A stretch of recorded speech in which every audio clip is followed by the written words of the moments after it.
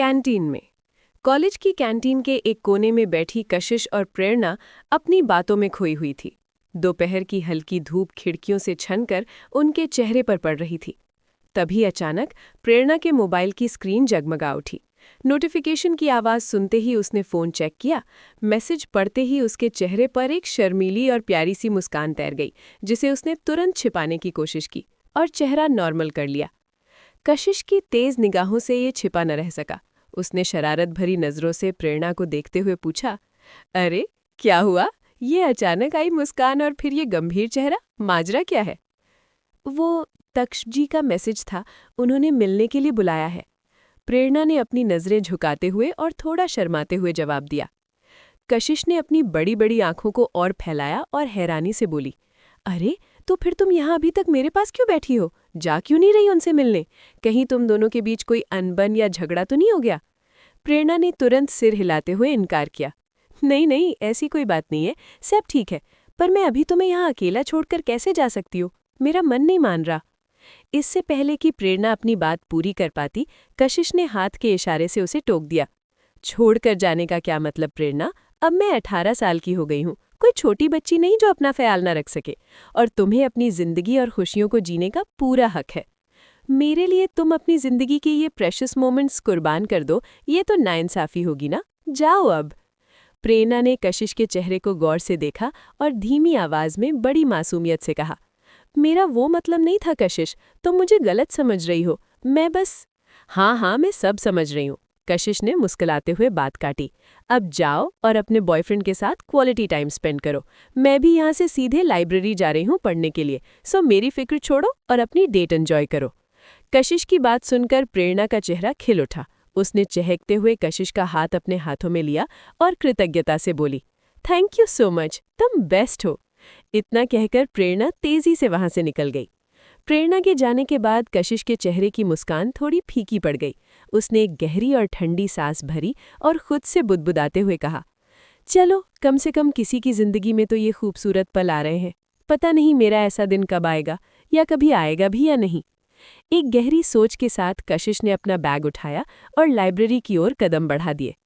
Library में सन्नाटा पसरा हुआ था, जहां सिर्फ पन्ने पलटने की आवाजें आ रही थी। कशिश एक मेज पर अपनी किताबें फैलाकर पढ़ने बैठी, पर कुछ देर बाद उसे एक खास रेफरेंस बुक की जरूरत महसूस हुई। वो उठी और शेल्फ के पास जाकर किताबें ढूंढने लगी। काफी देर तक पन्ने और कवर खंगालने के बाद उसने फुसफुसाते हुए कहा, अजीब है, ये बुक कहाँ चली गई? अभी तो यही होनी चाहिए थी। तभी उसकी नज़र सबसे ऊपर वाले रैक पर पड़ी। वो किताब वहां धूल फांक रही थी। उसने ऊपर देखते हुए माथे पर बल डाला, हे भगवान, ये इतनी ऊंचाई पर क्यों रखी है? मेरा हाथ वहां तक कैसे पहुंचेगा? उसने इधर उधर देखा, कोई मदद के लिए मौजूद नहीं था। हार मानकर उसने पास रखी एक लकड़ी की चेयर खिसकाई और उस पर चढ़ गई। उसने अपने पैरों की एड़ियों को ऊपर उठाया और पूरी ताकत लगाकर हाथ ऊपर की तरफ खींचा। उसकी उंगलियां बस किताब के किनारों को छू पा रही थी, पर उसे पकड़ना मुश्किल हो रहा था। उसी समय सूर्यांश टहलते हुए उसी गलियारे की तरफ आया। दूर से ही उसकी नज़र कशिश पर पड़ी, जो कुर्सी पर असंतुलित होकर खड़ी थी। जैसे ही वो करीब पहुंचा, खिंचाव के कारण उसका टॉप हल्का सा ऊपर खिसक गया, जिससे उसकी कमर का हिस्सा दिखने लगा। सूर्यांश की नज़रें अचानक कशिश की कमर पर टिक गई। वहां एक अजीब सा निशान था, एक ऐसा चिन्ह जिसे देखते ही सूर्यांश के पैरों तले जमीन खिसक गई। उसकी आंखें हैरत और सदमे से फैल गई। उसके दिमाग में यादों का बवंडर उठने लगा। वो कुछ बोल पाता या हरकत करता, उससे पहले ही कशिश का संतुलन बिगड़ गया। उसका पैर चेयर से फिसला और उसके हलक से एक चीख निकली, आह! कशिश ने डर के मारे अपनी आंखें कसकर बंद कर ली थी।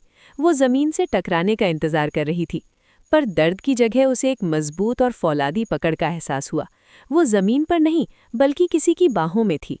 कशिश की पलकें धीरे से फड़फड़ाई। अपनी जान को जोखिम में डालने की पुरानी आदत है क्या तुम्हारी? अगर चोट लग जाती तो? किसी से मदद मांग लेती, या अपने पैर तुड़वाने का बहुत शौक है तुम्हें? जैसे ही कशिश ने आंखें खोली, उसका सामना सूर्यांश की तीखी और गहरी आंखों से हुआ। वो इतनी करीब थी कि उसकी सांसें सूर्यांश के चेहरे को छू रही थी। दोनों एक दूसरे की आंखों में कैद हो गए, जैसे वक्त वहीं ठहर गया हो।